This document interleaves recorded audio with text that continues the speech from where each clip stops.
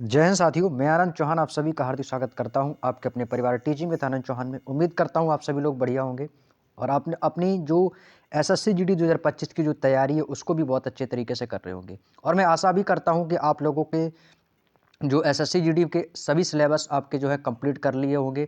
आप लोगों ने सारा कोर्स कंप्लीट अच्छे से कर लिया होगा और आप लोगों को जो रिवीजन है वो भी बहुत अच्छे से कर रहे होंगे। तो भाई मैं जानता हूं कि आप सभी लोगों की जो सबसे ज़्यादा जो लोगों को दिक्कत होती है वो मैथ में होती है। तो उसी को ध्यान में रखते हुए दोस्तों हमने आप लोगों के लिए इसी मैथ्स की सुपर सीरीज को मैथ्स रिवीजन सीरीज बना के हमने आप लोगों के लिए स्टार्ट किया है, जिसमें अभी तक आपने एसएससी जीडी अंकित भाटी सर की बुक का कंप्लीट बुक का सॉल्यूशन कर लिया है। उम्मीद करता हूं आप लोगों ने उसको भी अच्छे से प्रैक्टिस कर ली होगी चैप्टर वाइज। और अब हम जो है आप लोगों के लिए एक रिवीजन सीरीज को लेकर आए हैं, जिसका दोस्तों हमारा आज जो है ये प्रैक्टिस सेट नंबर दूसरा स्टार्ट हो रहा है। और इससे पहले यानी कि हमारी जो कल की क्लास हुई थी वो हमारा दोस्तों प्रैक्टिस सेट नंबर 1 था, जिसमें हम आप लोगों के लिए डेली 20 क्वेश्चंस लेकर आते हैं। और वो दोस्तों जो 20 क्वेश्चंस मैं लेकर आता हूं वो एक सिलेक्टेड क्वेश्चंस होते हैं, जो कि आपके एग्जाम के मतलब अकॉर्डिंग आपके लिए जो क्वेश्चन मैं बनाता हूं वो उसी के अकॉर्डिंग आपके सारे क्वेश्चंस मैंने आपको कल की क्लास में कराए थे। और आज भी मैं आप लोगों के लिए टोटल 20 क्वेश्चंस लेकर आया हूं। और वो टोटल जो 20 क्वेश्चंस होंगे वो अपने आप में एक अच्छे लेवल के क्वेश्चन होंगे। और अभी अब तक आप लोगों ने देखा होगा कि जब हम किसी एग्जाम में जाते हैं तो वहाँ पे जो आपका जो मैथ के 20 क्वेश्चंस एसएससी जीडी में एग्जामिनर पूछता है ना, तो वो एक अपने आप में एक अच्छे लेवल के क्वेश्चंस होते हैं और वो हर टाइप के क्वेश्चंस होते हैं। वहाँ पर एग्जाम में आपको इजी क्वेश्चन भी मिलेगा, मॉडरेट क्वेश्चन भी मिलेगा और हार्ड क्वेश्चन भी मिल जाते हैं ना। तो आपको मैं हर एक लेवल का क्वेश्चन कराऊंगा, कभी इजी के प्रैक्टिस सेट बनाऊंगा तो कभी मॉडरेट तो कभी थोड़ा सा हार्ड कर दिया करेंगे। तो इससे क्या है कि आपकी जो हैबिट है ना भाई, हर एक टाइप के क्वेश्चन को समझने और सोचने की जो शक्ति है वो आपकी अच्छे तरीके से बनी रहेगी। ठीक है, मैं हर टाइप का एक क्वेश्चन आप लोगों के लिए लेकर आऊंगा। ठीक है, हर तरीके से सरल भी रहेंगे कुछ क्वेश्चन और कुछ मॉडरेट भी रहेंगे। ठीक है, तो आप लोग जो है भाई कॉपी पेन साथ रख के बैठो। यदि मैथ को सीखना है तो भाई कॉपी पेन साथ रख के बैठो और क्वेश्चन भाई मेरे सॉल्व करने से पहले आप क्वेश्चन को सॉल्व किया करो। जो भी आंसर हो कमेंट बॉक्स में छाप दिया करो बस। यदि नहीं आता है तो कोई दिक्कत नहीं, कोशिश करो, नहीं आता तो मैं बताऊंगा, लेकिन कोशिश आप लोग जरूर करो। कॉपी पेन साथ रख के बैठो। ठीक है, चलिएगा तो भाई मैं अपने सेशन को स्टार्ट करता हूं, मैं ज़्यादा समय नहीं लूंगा। तो भाई पहला क्वेश्चन आता है, तो सभी लोग कॉपी पेन रख के तैयार बैठिएगा और इस क्वेश्चन को सॉल्व करने का प्रयास करेंगे। भाई देखो क्वेश्चन जो वीडियो की क्वालिटी मैं आप लोगों को बिल्कुल क्लियर करके दे रहा हूं। ठीक है, उम्मीद करता हूं कि क्वेश्चन को देखने में आपको कोई समस्या नहीं हो रही होगी। पहला क्वेश्चन कह रहा है कि यदि तीन क्रमागत भाज्य संख्याओं का योग 36 है तो तीनों संख्याओं का गुणनफल क्या होगा। देखो आपको तीन क्रमागत भाज्य संख्याएं दी जाएंगी और उनके योग जो है वो कितना है, 36 है। और उन तीनों संख्याओं का हमसे क्या पूछा है, हमसे गुणनफल पूछा गया है। देखो दोस्तों क्वेश्चन में हमसे क्या बोला है, भाज्य संख्या। भाज्य संख्या क्या होती है, भाज्य संख्या क्या होती है दोस्तों, आप सभी जानते होंगे कि जो भाज्य संख्या होती है वो क्या होती है, जिनके फैक्टर दो से ज़्यादा हो, यानी कि जिनके गुणनखंड जो होते हैं वो कैसे हो, दो से ज़्यादा हो। और अभाज्य संख्या क्या होती है, जिनके फैक्टर दो होते हैं उन्हें अभाज्य संख्या कहते हैं। लेकिन भाज्य का क्या होता है, जो दो से ज़्यादा होती है। ठीक है, तो इस क्वेश्चन को दोस्तों बिल्कुल बेसिक से करेंगे भाई। ठीक है, बिल्कुल बेसिक से करेंगे। यहाँ पर हमें दोस्तों तीन ऐसी क्रमागत भाज्य संख्याओं को लेना है जिनका योग जो करने पर हमें क्या मिले, 36 मिले। तो देखो सबसे छोटी भाज्य संख्या क्या होती है, तो देखो याद रखना जो सबसे छोटी भाज्य संख्या होती है वो होती है दोस्तों 4।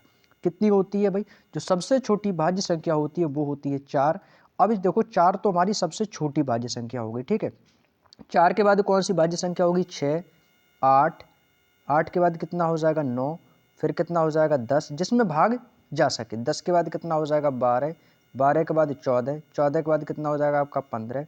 ठीक है, 15 हो गया। ठीक है, और भी आगे ले लो आप, जैसे मान लो 16 हो गया, 16 के बाद 18 हो गया, और कौन हो गया आपका 20। ऐसे करके आपका अनंत तक हो जाएगा। ठीक है, यानी कि इन्फिनिटिव तक। उम्मीद करता हूँ बात समझ में आ गई। तो भाई हमें ऐसी तीन क्रमागत संख्या लो ना जिनका योग करने पर यानी कि जोड़ने पर हमें क्या मिले दोस्तों, 36 योग मिले जाए। तो भाई देखो सबसे पहले तीन क्रमागत बोल रहा है तो तीन क्रमागत भाज्य संख्या लो ना। तो मैं सबसे पहले मैं तीन क्रमागत ले लेता हूँ, 4 और 8 को। 4, 6, 8 तीन होगी, क्या इनका योग 36 होगा। तो आपको सर 8, 6, 14 और 14, 6, 14, 4 कितना हो जाएगा 18। तो योग तो हमारा 36 हुआ नहीं।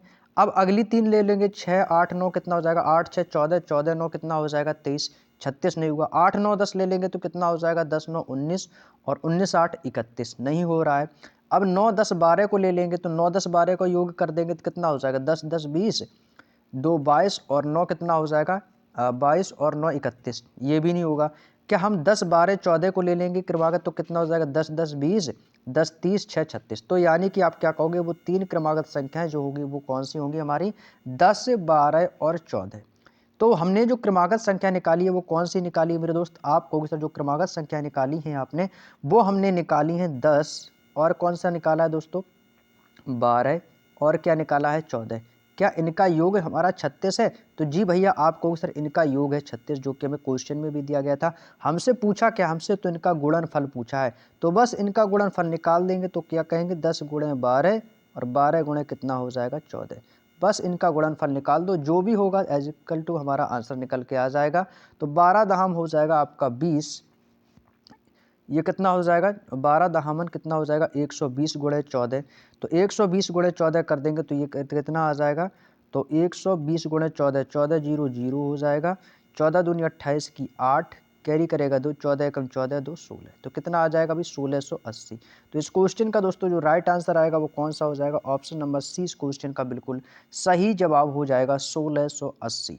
उम्मीद करता हूं दोस्तों क्वेश्चन समझ में आ गया होगा, एकदम बेसिक सा क्वेश्चन था, आई होप कि क्लियर हो गया होगा। नेक्स्ट क्वेश्चन, अगला क्वेश्चन है क्वेश्चन नंबर 2। किसी भी क्वेश्चन को लेकर यदि मन में कोई भी डाउट रह जाए ना भाई, तुरंत कमेंट बॉक्स में अपना जो है पॉइंट मुझे छोड़ देना, मुझे जब भी समय मिलेगा आपके कमेंट का रिप्लाई जरूर दूंगा, ठीक है। और क्लास कैसी लग रही है, सेशन कैसा चल रहा है भाई, जो आपने प्रैक्टिस सेट पहला किया है नहीं किया तो उसको जरूर कर लेना भाई ध्यान से, नहीं तो आपके ऐसी कंटिन्यू प्रैक्टिस चलते रहेंगे तो पीछे का आप भूलते जाओगे। तो समय समय पर उसकी प्रैक्टिस सेट जो है जरूर आप लोग उनको रिवाइज करते रहेंगे, ठीक है। अगला क्वेश्चन है, कह रहा है कि 44 वस्तुओं को लागत मूल्य उतना है जितना x वस्तुओं का विक्रय मूल्य है। यदि लाभ 10% है तो x की वैल्यू फाइंड करनी है आपको, यानी कि x का मान पूछा है। देखो बिल्कुल सिंपल सा क्वेश्चन है, बिल्कुल आसान लैंग्वेज में हम इसको समझेंगे। देखो 44 वस्तुओं का लागत मूल्य, लागत मूल्य क्या होता है हमारा सीपी यानी कि कॉस्ट प्राइस। तो जो 44 वस्तुओं का जो क्रय मूल्य है यानी कि 44 सीपी बराबर किसके है, बराबर किसके है जितना x वस्तुओं का विक्रय मूल्य। तो x वस्तुओं का विक्रय मूल्य क्या हो जाएगा, तो x इंटू एस पी हो जाएगा भाई, क्या हो जाएगा भाई, यानी कि 44 वस्तुओं का क्रय मूल्य x वस्तुओं के विक्रय मूल्य के बराबर है। तो यहाँ से हम CP एंड SP निकाल लेंगे, रेशियो कितना हो जाएगा CP इंटू रेशियो SP, क्रय मूल्य अनुपात विक्रय मूल्य, क्रय मूल्य और विक्रय मूल्य। तो क्रय मूल्य हमारा यहाँ से कितना आ जाएगा, तो क्रय मूल्य यहाँ से हो जाएगा x हमारा और विक्रय मूल्य कितना आ गया हमारा 44। तो ये एक नया रेशियो हमें मिल गया x अनुपात 44। आगे बोला है कि यदि लाभ 10% है, भाई देखो लाभ कितना बोला है 10%, तो 10% की फ्रैक्शन क्या होती है आपको सर, 10% की फ्रैक्शन 1/10 होती है। फ्रैक्शन तो भाई सभी लोगों को आता हुआ है।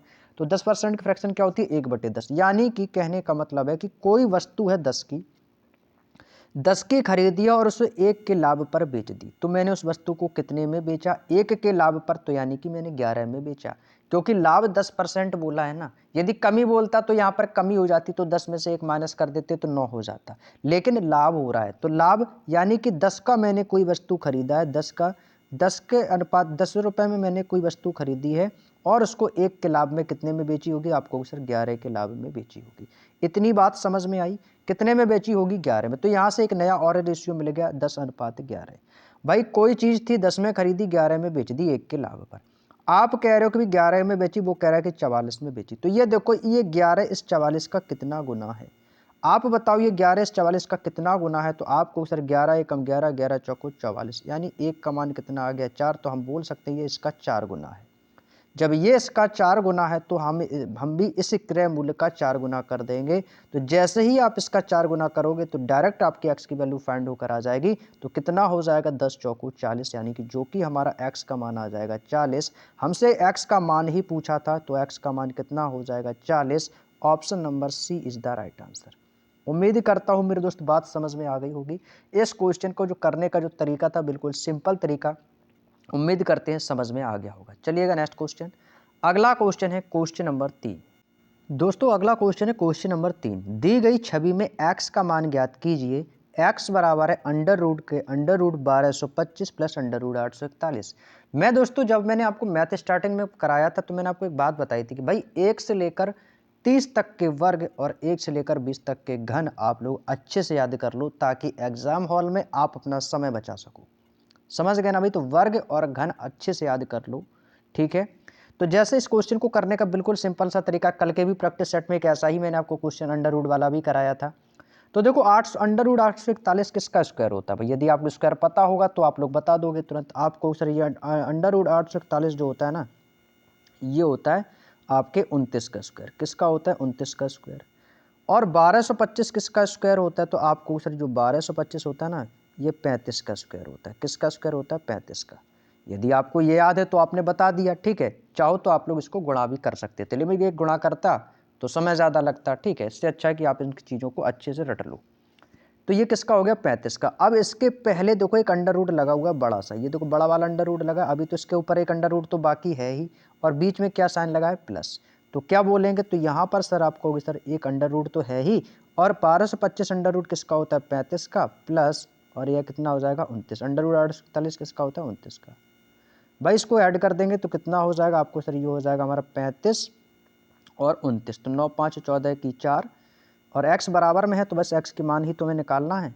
और ये हो जाएगा 3 2 5 और 1 6। तो अंडर रूट 64 बराबर किसके होते हैं? 8 का। अंडर रूट 64 किसका होता है? 8 का होता है। ऑप्शन नंबर 20 क्वेश्चन का बिल्कुल सही जवाब हो जाएगा। बिल्कुल बच्चों वाला क्वेश्चन था, बिल्कुल आसान तरीके से कर लोगों ने इस क्वेश्चन को कर लिया होगा। चलिएगा आगे चलते हैं अगले क्वेश्चन की ओर। क्वेश्चन नंबर 4, अगला क्वेश्चन लग गया। अभी क्वेश्चन नंबर 4 को पढ़ेंगे सभी लोग। एक स्विमिंग पूल की लंबाई 40 मीटर, चौड़ाई 30 मीटर और उसकी गहराई 2.2 मीटर है। 25 रुपये प्रति वर्ग मीटर की दर से इसके तल तथा इसकी चारों भुजाओं पर सीमेंट चढ़ाने की लागत ज्ञात कीजिए। तो देखो, इस क्वेश्चन को करने से पहले आपको क्या करना होगा? देखो यहाँ पर देखो, स्विमिंग पूल बनाओ तो स्विमिंग पूल तो आपका वर्गाकार बनेगा, तो ठीक है, वर्गाकार तो बनेगा ही। लेकिन इसके अलावा आपको क्या पता होना चाहिए कि जो हमारी चारों दीवारें हैं, वर्ग में भी 4 दीवारें होती है, तो चारों दीवारों का क्षेत्रफल क्या है, और इसके बाद जो उसका जो बेस है, नीचे का जो तल है, उसका क्षेत्रफल क्या है। तो इसके लिए आपको क्या करना होगा? सबसे पहले आपको इसका क्षेत्रफल यानी कि एरिया आपको पता होना चाहिए। यदि दोस्तों मैं बात करूं कि इसका टोटल जो एरिया है वो कितना हो जाएगा, तो इसका एक फार्मूला होता है दोस्तों, 2 इंटू एल प्लस बी, यानी कि लंबाई प्लस चौड़ाई और गुणे कितना हो जाएगा? इसकी ऊंचाई, या हम बोल सकते हैं गहराई, यानी कि इंटू एच। ये क्या हो जाएगा? इसका फॉर्मूला। अब क्वेश्चन में बोला है कि इसके तल पर भी हमें क्या करना है? सीमेंट चढ़ाना है। तो यानी कि जो उसका बेस है उस पर भी हमें क्या करना है? सीमेंट चढ़ाना है। तो उसके तल पर क्या आ जाएगी? तो आपको सर उसके तल की क्या आ जाएगी? लंबाई गुणे चौड़ाई, यानी कि L इंटू बी। कितना आ जाएगा? L into B. सारी वैल्यू आपके पास सामने दी गई है, बस रखते जाओ और इसको सॉल्व करते जाओ, आंसर आ जाएगा। ये क्या निकल के आ गया? तो ये आ गया हमारा टोटल क्षेत्रफल निकल के। बस इसको उठा के यहाँ से 25 से गुणा कर देंगे, आपका आंसर आ जाएगा। ठीक है, तो इसको यहाँ पर रख देंगे। तो लंबाई आपको दी गई है, तो ये कितना हो जाएगा? 2 गुणे, ब्रैकेट लगा दो, ब्रैकेट लगा दो, कोई दिक्कत नहीं है। लंबाई कितनी दी गई? लंबाई दी गई है 40, प्लस की चौड़ाई कितनी दी गई है? 30, गुणे ऊंचाई यानी हम गहराई इसको बोल सकते हैं, गहराई कितनी है? गुणे 2.2 मीटर, प्लस लंबाई कितनी है? 40, गुणे कितना हो जाएगा? 30। अब इसको कैलकुलेट करेंगे तो यहाँ से देखो ये कितना हो जाएगा भाई? देखो 40 है ना भाई, 40। ये कितना है आपका? यहाँ पर देखो, इसको कैलकुलेट करेंगे तो ये कितना हो जाएगा? 40 30 70, और 70 दूनी कितना हो जाएगा? 140, गुणे यहाँ पर 2.2 है तो पॉइंट हटेगा तो बटे में 10 आ जाएगा, तो ये हो जाएगा 22/10, प्लस का कितना हो जाएगा? 40 तिया कितना हो जाएगा आपको सर? ये हो जाएगा 1200। कितना हो जाएगा? 1200। बस इसको कैलकुलेट कर लो। तो ये कितना हो जाएगा भाई? इसको करेंगे तो 0 से 0 आपका कट जाएगा, 0 से 0 आपका ये खत्म। कितना हो जाएगा? 22 की गुणा 14 में कर देंगे तो 14 दूनी 28 की 8, कैरी करेगा 2, 14 दूनी 28 2 30, यानी कि 308, प्लस कितना हो जाएगा? प्लस का आ जाएगा 1200। ऐड कर देंगे तो कितना आ जाएगा? तो आपको सर ये आ जाएगा हमारा 1508। कितना आ जाएगा? जोड़ देंगे तो कितना आ जाएगा? 1508। 1508 ये कितना आ गया? क्षेत्रफल मीटर स्क्वायर।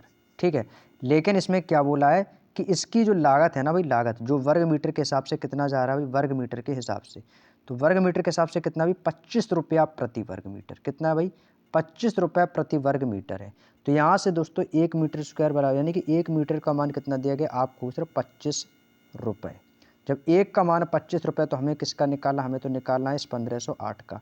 तो बस सिंपल आपको इसकी गुणा कर देनी है। तो 1508 गुणे कितना कर देना भाई? 25 रुपये के हिसाब से, क्योंकि ये तो इसका एरिया 1508 मीटर स्क्वायर, तो बस इसकी गुणा कर देंगे। कितना हो जाएगा 25 अट्ठे 200 की जीरो, कैरी करेगा 20, 20 की जगह फिर आपका जीरो कैरी करेगा आपका 2, 25 पंचे 125, 2 27 की 7, कैरी करेगा 2, 25 से कम 25, 2 ये कितना हो जाएगा 25 से कम 25, और ये कितना हो जाएगा 25 और 2 37, 25 अट्ठे 200 की जीरो कैरी करेगा 20, फिर 25 जीरो जीरो आ जाएगा, कैरी करेगा 2, 25 पंचे 125, और 125 दो कितना हो जाएगा 127, 127 की 7 कैरी करेगा 12, 25 से कम 25 और 25 12 कितना हो जाएगा 25 12 37, तो ये आ जाएगा आपका 37,700। कितना आ जाएगा फाइनली जो आंसर आएगा वो आएगा 37,700। कहाँ पर है, ऑप्शन नंबर डी के पास है। यही इस क्वेश्चन का आंसर हो जाएगा मेरे दोस्त, 37,700 रुपये की लागत इसमें आ जाएगी। उम्मीद करता हूँ क्वेश्चन समझ में आ गया होगा। बस आपको कितना याद रखना है, ये फॉर्मूला, केवल ये फॉर्मूला को ही याद रखना है, बाकी की कैलकुलेशन आप लोग कर ही लोगे। ठीक है, चलिए अगले क्वेश्चन पर चलते हैं। अगला क्वेश्चन है क्वेश्चन नंबर 5। क्वेश्चन में बोला गया कि यदि 45 और 55 के HCF को 55 गुणे 5 प्लस 45 m के फॉर्मेट में व्यक्त किया जाता है तो m की वैल्यू क्या है। तो भाई देखो इस क्वेश्चन को सबसे पहले देखो यहाँ से निकालेंगे HCF। तो आप सभी जानते हैं HCF तो निकालना भाई सबको आता होगा, सबको आता होगा भाई। ठीक है, तो हमसे किसका पूछा है 45 का, और किसका पूछा है 55 का। तो 45 कॉमा 55, ठीक है 45 कॉमा 55, तो 45 55 का HCF क्या हो जाएगा, तो आपको सर इसका HCF आ जाएगा 5। कितना आ जाएगा 5, क्यों 5 निम 45 और 11 पचे 55, इतना तो आ गया होगा सबको। ठीक है, तो हमें किसके फॉर्मेट में बोला है कि 55 गुणे 5, हमें किसके फॉर्मेट में लिखना है 55 गुणे 5 प्लस 45 m, किसके बराबर है HCF के बराबर। तो HCF कितना निकला हमारा 5। तो यहाँ से दोस्तों हमें किसकी वैल्यू फाइंड करनी है, हमें m की वैल्यू यहाँ से हमें निकालनी है। ठीक है, यहाँ से हमें क्या बताना है, m की वैल्यू को बताना है। तो भाई इसको डायरेक्टली गुणा कर देंगे, 55 पंचे 55 25 की 5, कैरी करेगा 2, 5 25 2 27, ये कितना हो जाएगा 275, 275 प्लस 45 है तो इसको लिख लेंगे 45, और यहाँ पर गुणा में क्या है m, गुणा में कितना है m। तो अब आप बताओ मैं m के स्थान पर मैं क्या रख दूं जिससे हमें ये 5 मिल जाए, जिससे हमें ये 5 मिल जाए। तो अब ऑप्शन को एक एक उठा के चेक करते जाओ, जिससे ये 5 आ जाएगा मेरे दोस्त वो हमारा आंसर आ जाएगा। तो देखो ये प्लस का 5 है तो ये कितना हो जाएगा 45 पंचे ज़्यादा हो जाएगा, उसमें 275 आपका जुड़ जाएगा। तो ये जुड़ जाएगा तो भैया 5 आने का तो है ही नहीं, तो पहला ऑप्शन तो मेरा गलत हो गया। भाई एक बात सोच के देखो भाई, प्लस में है ये तो 45 पंचे ज़्यादा हो जाएगा, प्लस का 275 भी होगा, तो 5 तो आने का नहीं है किसी भी तरीके से।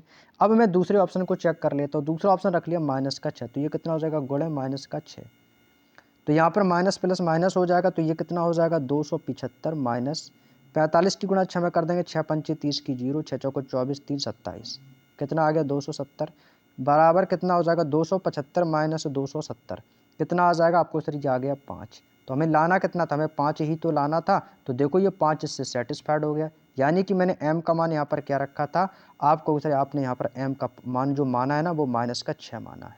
तो बस यही इस क्वेश्चन का आंसर हो जाएगा -6, option number B is the right answer.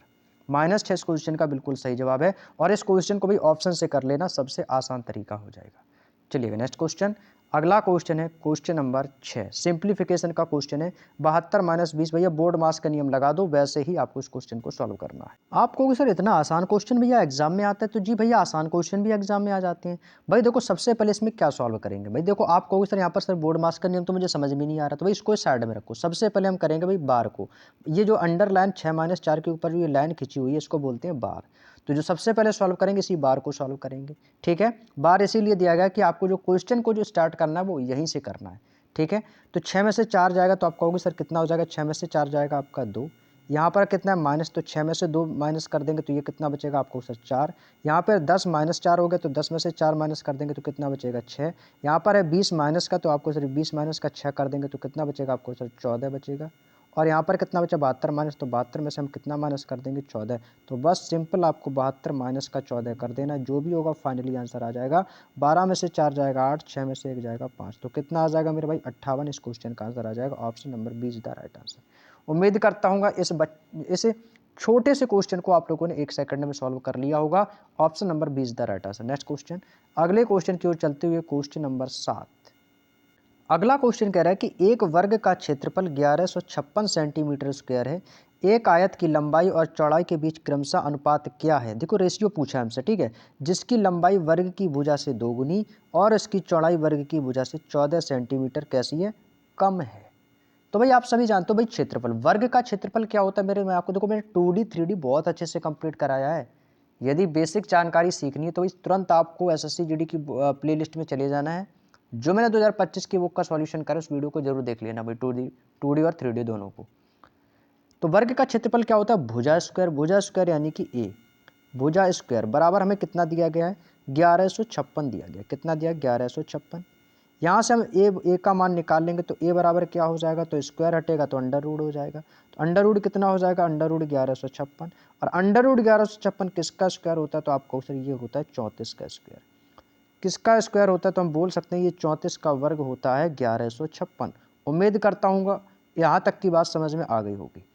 अब क्या पूछा है? इसकी देखो लंबाई और चौड़ाई के बीच का रेशियो। तो यहाँ से हमें देखो इसकी क्या निकालेंगे? लंबाई यानी कि एल। एक बात क्वेश्चन में क्या बोली है कि जिसकी लंबाई वर्ग की भुजा से 2 गुनी है। तो वर्ग की भुजा कितनी है? 34। अब इसका क्या है? 2 गुनी है, यानी कि लंबाई यानी कि एल जो है ना वो 2 गुनी है किसकी? वर्ग की भुजा के। तो वर्ग की भुजा ए बराबर कितना आया है आपको? सर ए का मान तो 34 दिया गया है, तो कितना हो जाएगा? 34 दूनी 68, यानी कि लंबाई कितनी निकल के आ गई? 68। अब इसकी चौड़ाई का क्या है कि चौड़ाई वर्ग की भुजा से 14 सेंटीमीटर कम है। चौड़ाई यानी कि विड्थ इसकी कितनी हो जाएगी? तो भैया कितना कम है? 14। किससे? लंबाई किसकी? भुजा की। तो भुजा कितनी थी? 34। 34 से 14 सेंटीमीटर कम है तो माइनस का कितना आ जाएगा? 14। तो माइनस कर देंगे तो कितना आ जाएगा? ये आ जाएगा 20। तो बस यहाँ से हमसे पूछा था लंबाई और चौड़ाई का अनुपात। लंबाई का कितना है भाई? 68 है। अनुपात चौड़ाई का कितना आ गया है? 20। तो इसको काट देंगे तो किससे कटेगा भाई? 4 से काट देंगे। 4 पंचे 20, 4 से काट देंगे तो 17 चौको 68। तो हमारा जो रेशियो आ जाएगा वो कितना आ जाएगा? 17:5। कितना आएगा भाई? 17:5। इस क्वेश्चन का आंसर बिल्कुल सही है, option number C is the right answer. उम्मीद करता हूँ मेरे शेर आपको यहाँ तक की बात समझ में आ गई होगी।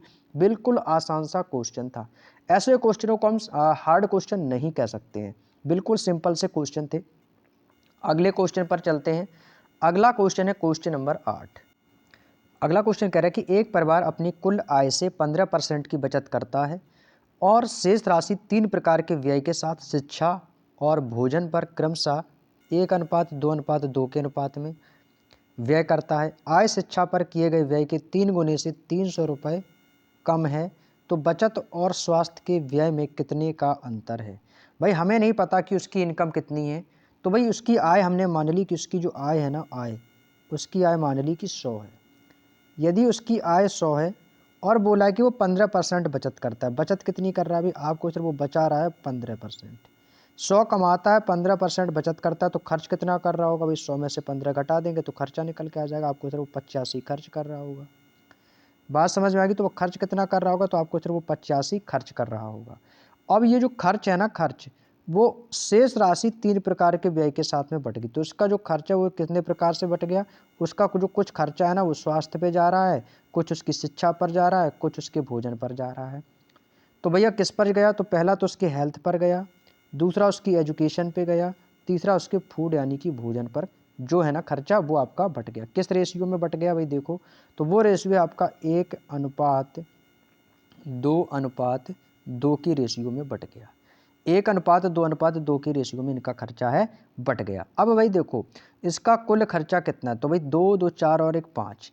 तो इसका भाई मान टोटल खर्चा कितना है भाई? तो टोटल खर्च इसका कितना है भाई? 5, और 5 यूनिट का मान बराबर किसके? खर्च के। तो खर्च कितना है? 85 के। जब 5 बराबर 85 तो 1 बराबर कितना हो जाएगा? तो 1 बराबर आ जाएगा 17। तो 1 यूनिट का मान कितना आ गया? 17। तो यहाँ पर हेल्थ पर कितना हो जाएगा? तो भाई गुणा कर देंगे तो ये हो जाएगा 17, 1 कम 17। 17 की गुणा इसमें कर देंगे तो कितना हो जाएगा? 17 दूनी 34। इस पर कर देंगे तो ये कितना हो जाएगा? ये भी हो जाएगा आपका 17 दूनी 34। उम्मीद करता हूँ इतना कर लिया आप लोगों ने। आगे क्या बोला है कि इसके आय जो है ना शिक्षा पर किए गए व्यय के, तो शिक्षा यानी कि एजुकेशन, तो एजुकेशन पर किए गए खर्च से 3 गुने। तो कितना है खर्च है भाई? 34। तो 34 के 3 गुने से 300 रुपये कम है, तो 34 का 3 गुना कितना हो जाएगा भाई? तो 3 चौको 12 की 2 कैरी करेगा 1, 3 त्रिका 9, 1 10, 102।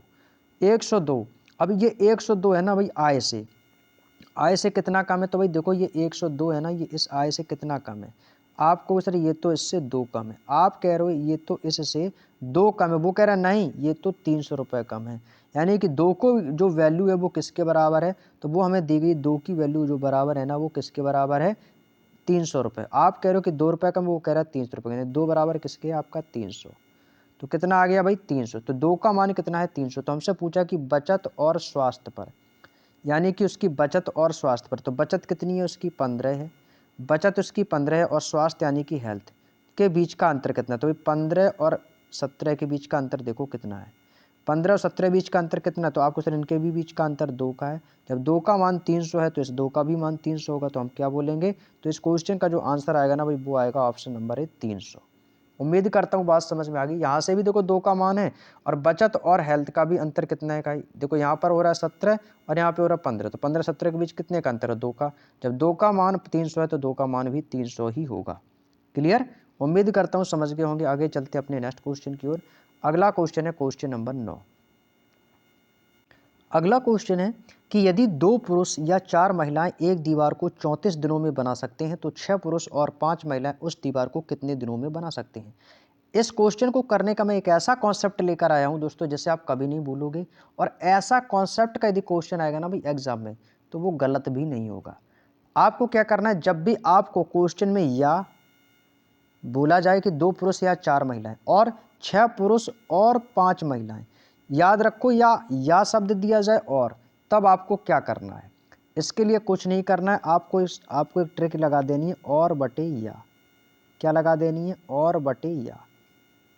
बस इस ट्रिक को फॉलो करना है मेरे दोस्त। और वाले में देखो आप लोगों को पुरुष को एक तरफ लिख लो प्लस महिलाओं को एक तरफ लिख लेंगे बस। तो और वाला में देखो पुरुष कितने भाई, और में देखो पुरुष कितने आई 6, तो यहाँ पे देखो पुरुष कितनी आई 6 बटे यहाँ पर पुरुष कितने आई या वाले में, तो या का मान कितना है भाई, या का मान पुरुष कितनी आई, या में 2 पुरुष, तो ये हो जाएगा 6/2 प्लस लगा देंगे। या में महिलाएं कितनी है, तो या में महिलाएं कितनी, तो आपको सर या में 4 महिलाएं हैं, तो आपको सर बटे में यानी कि 4 महिलाएं, और में महिलाएं कितनी है, तो और में महिलाएं कितनी है 5 है, तो आपको सर 5/4। बस यहाँ से इसमें ब्रैकेट लगा देंगे। हमें क्या बताना है दिन, तो यहाँ पर लिख देंगे इंटू डी बराबर कुल दिनों कितना समय ले रहे हैं भाई, 34 दिन बनाने का समय ले रहे हैं, तो यहाँ पर लिख देंगे 34। कितना लिख देंगे, यहाँ पर लिख देंगे 34। तो बस यहाँ से जो आप डी की वैल्यू निकालेंगे वही हमारा क्या होगा, दीवार को बनाने में लिया गया समय। ठीक है, तुम्हारे यहाँ से दिन निकल के आ जाएंगे। इसको कैलकुलेट करेंगे, 2 से काट देंगे, 2 तिया 6, ये हो जाएगा 4 तिया 12 और 12 5 कितना हो जाएगा 17/4, 17/4 और गुणे डी बराबर में कितना आ जाएगा, बराबर में आ जाएगा 34। 17 से ये कट जाएगा, 17 कम 17, 17 दूनी 34, 4 से इसकी गुणा हो जाएगी, तो डी बराबर कितना हो जाएगा 4 दूनी 8। तो कितने दिन का समय लेगा, तो आपको सिर्फ 8 दिन का समय लगेगा। Option number A is the right answer. उम्मीद करता हूँ बात समझ में आ गई होगी, आप लोगों का आंसर आ गया होगा। ऑप्शन नंबर इस क्वेश्चन का बिल्कुल सही जवाब हो जाएगा। क्लियर, चलिए आगे चलते हैं। अगला क्वेश्चन है क्वेश्चन नंबर 10। अगला क्वेश्चन कह रहा है कि ताजे फल में 68% पानी और सूखे फल में 20% पानी होता है, तो 100 किलोग्राम वाले ताजे फल से कितने किलोग्राम सूखे फल प्राप्त किए जा सकते हैं। तो दोस्तों यहाँ पर मैं आपको एक बेसिक सा पॉइंट समझाना चाहता हूँ। देखो, फल आपके 2 प्रकार के होते हैं, एक तो होता है आपका ताज़ा फल और दूसरा होता है सूखा फल। जैसे मान लिया कि सपोज आपने कोई मार्केट से कोई भी एक ताज़ा फल लिया, जैसे तरबूज, क्योंकि तरबूज में पानी की क्वांटिटी ज़्यादा होती है, पानी मात्रा ज़्यादा होती है। तो जब तरबूज आप मार्केट से लेंगे और आपको उसको क्या करना है, सुखाना है। तो जब आप तरबूज को सुखा दोगे, जैसे मान लिया कि तरबूज आपका कितना भी वेट हो उसका कोई दिक्कत नहीं, मान लिया 100 किलोग्राम का तरबूज है आपका और उसको आपने सुखा दिया। तो जब आप उसको सुखा देंगे तो मान लिया कि उस तरबूज में, जैसे सपोज मान लिया कि 100 किलोग्राम का तरबूज है और उसका जो वजन है भाई, 100 किलोग्राम का तरबूज तो होता ही नहीं भाई, ज़्यादा हो गया है, तो भाई आप इसको कम मान लो, भाई कुछ भी मान लो, भाई क्या करना है, मैं तो क्वेश्चन को समझना है। भाई मान लिया कि 5 किलो का तरबूज है, ठीक है भाई, 100 किलोग्राम का ज़्यादा हो जाएगा। 5 किलोग्राम का कोई एक तरबूज है और उसको आपको सुखाना है, तो जब आप उसको सुखा दोगे तो उसमें जो पानी होगा वो तो कम हो जाएगा, लेकिन उसके अंदर जो खाने वाला जो हमारा सॉलिड पार्ट्स होगा, जिसको पल्प बोलते हैं इंग्लिश में, तो वो कैसा होगा, वो तो हमारा बराबर होगा। पल्प तो कहीं बाहर नहीं गया होगा, वो तो उसी के अंदर रहा होगा, लेकिन पानी उसका कैसा हो गया, कम हो गया, पानी तो सूख गया, लेकिन उसका पल्प कैसा रहेगा, बराबर रहेगा। तो यहाँ पर दोस्तों हम क्या करेंगे, पल्प को बराबर करेंगे। देखो हमें नहीं पता है कि देखो वजन कितना है, देखो फल का भाई 100 किलोग्राम का फल है, कितने किलोग्राम का, 100 किलोग्राम का फल है, और इस ताज़े फल में 68% पानी है। भाई 68% पानी है तो भैया इसका पल्प कितना होगा, तो भाई 100 पल्प तो अपने आप में 100% होगा, तो 100 में से 68% तो उसका पानी निकाल दिया, तो बचा कितना, 32% पल्प बचेगा। शेष पल्प कितना बचेगा, 32%। तो ये कितना हो जाएगा, 100 गुणे 32%। बात समझ में आ गई। बराबर बराबर हमसे पूछा है कि कितने किलोग्राम सूखे फल प्राप्त हो सकते हैं। तो भाई हमें नहीं पता कि सूखे फल को मैंने मान लिया कि सूखा फल है हमारा ए, और यहाँ पर बोला है कि सूखे फल में 20% पानी होता है। भाई यदि 20% पानी होता है तो पल्प कितना होगा, तो भाई पल्प कितना हो जाएगा आपको, सर पल्प हो जाएगा 80%, क्योंकि सूखा फल है उसमें यदि 20% पानी तो पल्प कितना हो जाएगा, तो आपको होगा सर पल्प जो हो जाएगा वो हो जाएगा 80%। और ए क्या है हमारा, ए है हमारा सूखा फल। बस इसको कैलकुलेट कर लो, ए की वैल्यू निकाल दो, ए की जो वैल्यू होगी वो हमारा फाइनली आंसर निकल के आ जाएगा।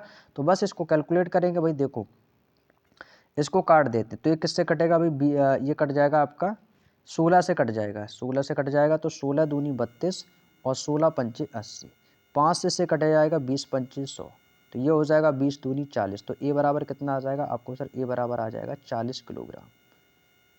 तो कितने किलोग्राम सूखे फल प्राप्त किए जा सकते हैं, तो आपको सर ए बराबर 40 आ गया। ऑप्शन नंबर सी इस क्वेश्चन का बिल्कुल सही जवाब निकल के आ जाएगा। आई होप कि समझ गए होंगे। बस इतना याद रखना है कि जो भी हमारा फल होगा जब भी उसको सुखाएंगे तो पानी की मात्रा कम होगी, लेकिन उसका पल्प कैसा होगा, इक्वल होगा, बराबर होगा। ठीक है, तो पल्प को यहाँ से मैंने क्या कर लिया था, बराबर। तो बराबर कर लेना, तो इसलिए मैंने बराबर का चिन्ह लगाया। ठीक है, चलिए अगला क्वेश्चन, क्वेश्चन नंबर है 11। अगला क्वेश्चन कह रहा है कि क्रमशः 125 मीटर और 99 मीटर लंबी वाली दो रेलगाड़ियां क्रमशः 40 किलोमीटर प्रति घंटा और 32 किलोमीटर प्रति घंटा, 40 किलोमीटर प्रति घंटा और 32 किलोमीटर प्रति घंटे की चाल से विपरीत दिशाओं में आ रही। भाई देखो आपको मैंने रेलगाड़ी वाला जब चैप्टर कराया था मैंने क्या बताया था कि विपरीत दिशा में चालें जुड़ती हैं और उनकी लंबाइयां भी जुड़ जाती हैं विपरीत दिशा में। जैसे कि सपोज यहाँ से कोई एक रेलगाड़ी है, वो यहाँ से इधर जा रही है, और एक इसकी लंबाई कितनी है, इसकी लंबाई है ना वो है आपकी 125 मीटर। इस गाड़ी की लंबाई कितनी है भाई, 125 मीटर है। और एक दूसरी तरफ से एक रेलगाड़ी आ रही है जिसकी लंबाई कितनी है, 99 मीटर। ये तो होगी रेलगाड़ी की लंबाई। और एक जो पहली वाली रेलगाड़ी है ये किस स्पीड से जा रही है, ये आ रही है आपकी 40 किलोमीटर प्रति घंटे की चाल से, और जो विपरीत दिशा में आ रही है गाड़ी, इसकी जो रफ्तार है ना वो है आपकी 32 किलोमीटर प्रति घंटा। कितनी भाई, 32 किलोमीटर प्रति घंटे की चाल से आ रही है। तो जब विपरीत दिशा में है तो विपरीत दिशा में क्या कहोगे, सही है, चालें जुड़ जाएंगी। तो भैया यहाँ से सबसे पहले तो निकालेंगे दूरी, और दूरी बराबर क्या होता है, तो दूरी बराबर होता है चाल गुणे समय, यानी कि स्पीड इनटू टाइम। क्या होता है, स्पीड इनटू टाइम। तो भाई यहाँ से हम निकालेंगे दूरी, तो डिस्टेंस कितनी है भाई, तो डिस्टेंस यानी कि जुड़ जाएगी, कितनी है, तो आपको सर 125 और 99 कितना हो जाएगा, तो जोड़ देंगे तो 125 99 हो जाएगा आपका 224। कितना हो जाएगा, 9 5 14, 9 2 11, 2 1 12 और 1 1 2, ठीक है 224। तो दूरी कितनी आ जाएगी, तो दूरी आ जाएगी हमारी 224 मीटर। बराबर चाल क्या है हमारी, तो चाल जुड़ जाएंगी, 32 और 40 कितना हो जाएगा, तो आपको सर ये जुड़ जाएगा तो ये हो जाएगी 72, क्योंकि चालें हमारी क्या हो जाएंगी, जुड़ जाएंगी ना। तो आपको सर ये हो जाएगा हमारा 72 गुणे किलोमीटर प्रति घंटा में हमें किस में बदलना भी, मीटर प्रति सेकंड में, क्योंकि आंसर भी हमारा देखो सेकंड में आ रहा है। तो मीटर प्रति सेकंड में बदलने के लिए किससे गुणा करेंगे, 5/18 से गुणा करेंगे। इनटू में कितना आ जाएगा, समय यानी कि टी का मान। इसको यहाँ से हम इसकी वैल्यू को फाइंड करेंगे भाई। ठीक है, अब इसको यहाँ से कैलकुलेट करेंगे तो ये देखो कितना हो जाएगा भाई, देखो ये कितना है आपका 224 है, ये कितना 72 गुणे 5/18, ये तो कट जाएगा, 18 कम 18, 18 चौको 72, 18 चौको कितना हो गया 72, 4 से ये काट जाएगा कितनी बार, 4 पंचे 20, 4 चिंग 24, 56 बार कट जाएगा। तो यहाँ से हम टी की वैल्यू निकाल सकते हैं, टी बराबर कितना हो जाएगा, तो ये हो जाएगा 56, यहाँ पर बराबर में हो जाएगा, टी बराबर हो जाएगा 56/5, और इसको भाग देंगे कितनी बार जाएगा, 5 एकम 5, फिर जाएगा 5 एकम 5, पॉइंट आ जाएगा 5 दूनी 10, तो क्या बोलेंगे 11.2 सेकंड। यही इस क्वेश्चन का आंसर हो जाएगा। तो कौन सा ऑप्शन हो जाएगा, ऑप्शन नंबर 20 क्वेश्चन का बिल्कुल सही जवाब है 11.2 सेकंड। बिल्कुल बेसिक सा क्वेश्चन था भाई, उम्मीद करते हैं समझ में आ गया होगा। आगे चलते हैं अगले क्वेश्चन पर, क्वेश्चन नंबर 12। चलिएगा अगला क्वेश्चन है हमारा क्वेश्चन नंबर 12। क्वेश्चन नंबर 12 क्या कह रहा है कि सचिन और उसकी पत्नी नेहा एक कुएं से लाए गए पानी में एक टंकी भरते हैं, पानी से एक टंकी भरते हैं। सचिन 4 मिनट में 5 लीटर, सचिन कितना भर रहा है, 4 मिनट में 5 लीटर पानी लाता है, जबकि नेहा 5 मिनट में 4 लीटर पानी लाती है। और 205 लीटर पानी लाने में उनके द्वारा एक साथ, यानी कि एक साथ बोला, यानी कि दोनों लोग कितना समय मतलब कितने समय में टंकी को भर लेंगे, समय पूछा है। चलिएगा भाई देखो, सबसे पहले इनकी आप निकालेंगे, क्या निकालेंगे, एफिशिएंसी यानी कि कार्यक्षमता। तो मैं यहाँ पर जो सबसे पहले मैं बात करता हूँ वो बात करता हूँ सचिन की। सबसे पहले मैं यहाँ से निकालूंगा भाई सचिन की एफिशिएंसी यानी कि कार्यक्षमता। तो देखो सचिन बोला है कि 4 मिनट में मैं 5 लीटर पानी भरता हूँ। सचिन कितने मिनट में भर रहा है भाई? तो इसमें देखो क्वेश्चन में दिया गया कि सचिन जो है ना भाई वो 4 मिनट में कितना भर रहा है भाई? 4 मिनट में वो 5 लीटर पानी भर रहा है। तो यहाँ से हम सचिन की क्या निकालेंगे, एफिशिएंसी निकाल लेंगे। तो एफिशिएंसी यानी कि हमारी इसकी क्या निकालेंगे, कार्य क्षमता निकाल लेंगे। तो कार्य क्षमता क्या होती है भाई, पर यूनिट का मान निकालेंगे। तो जब 4 मिनट में 5 लीटर भर रहा है तो 1 मिनट में कितना भर रहा होगा? तो आपको सर 1 मिनट में वो भर रहा होगा 5/4 लीटर, 5/4 लीटर भर रहा होगा। ठीक वैसे ही हम यहाँ पर नेहा की निकालेंगे। तो नेहा की कितना बोला गया है? तो नेहा भैया बोला है, नेहा बोल रही है कि मैं 5 मिनट में वो कितना भरती है, 4 लीटर। नेहा जो है वो 5 मिनट में 4 लीटर भरती है। तो इस नेहा की एफिशिएंसी कितनी हो जाएगी? तो नेहा की एफिशिएंसी हो जाएगी, जब 5 मिनट में 4 तो 1 मिनट में कितना हो जाएगा? तो 1 मिनट में हो जाएगा उसका 4/5 लीटर। कितनी भरती है? 4/5 लीटर। फिर कह रहा है कि यदि वो उनके द्वारा 205 लीटर के पानी वाले उनके द्वारा एक साथ भरा जाता है। अब कौन है भाई? सचिन और नेहा दोनों एक साथ भर रहे हैं। तो पूछा है कि कितना समय लगेगा। तो भाई देखो सचिन और नेहा, तो सचिन कितना कर रहा है भाई? तो सचिन तो कर रहा है यहाँ से देखो 5/4। सचिन कितना कर रहा है? तो आपको सर सचिन तो यहाँ से कर रहा है 5/4। नेहा कितना कर रही है? 4/5। अब दोनों मिल गए हैं एक साथ। तो सचिन की कार्य क्षमता कितनी है? 5/4 प्लस, अब दोनों मिलकर कितना करेंगे और नेहा की क्षमता कितनी है? 4/5। तो भैया यहाँ से ले लेंगे एलसीएम, 5 और 4 का एलसीएम कितना आ जाएगा? बटे में आ जाएगा आपका 20। ये कितना हो जाएगा? 4×5 = 20, 5×5 हो जाएगा, प्लस 4×5 = 20 और ये हो जाएगा 5×25। ये कितना हो जाएगा? 4×5 = 20, 5×25, हाँ 4×5 = 5×25 और ये हो जाएगा 4×5 और 4×5 और ये कितना हो जाएगा?